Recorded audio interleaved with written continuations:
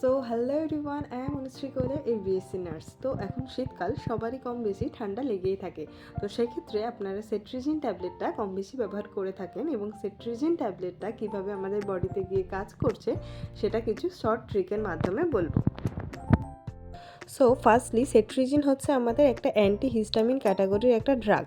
তাহলে হিস্টামিনটা কি আমাকে ফার্স্টে সেটা জানতে হবে। হিস্টামিন হচ্ছে একটা কেমিক্যাল, এবং এই কেমিক্যালটা বডিতে H1 রিসেপ্টর যেটা আছে সেটার সাথে বাইন্ড হচ্ছে, এবং H1 রিসেপ্টরের সাথে বাইন্ড হয়ে আমাদের বডিতে ইচিং, স্নিজিং, রেনি নোজ এরকম কিছু সিমটমস দেখতে পাওয়া যাচ্ছে আমাদের বডিতে।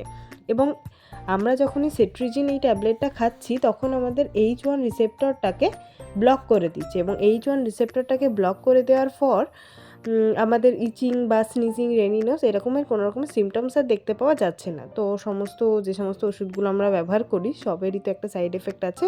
তো সেক্ষেত্রে এখানে হেডেক, ডিজিনেস এবং অ্যালার্জিক রিয়াকশান কিছু হতে পারে। Thank you. So thank you everyone. এরকম আরও ট্রিকি এবং মেডিকেল রিলেটেড ভিডিও দেখার জন্য আমার চ্যানেলে যুক্ত থাকুন।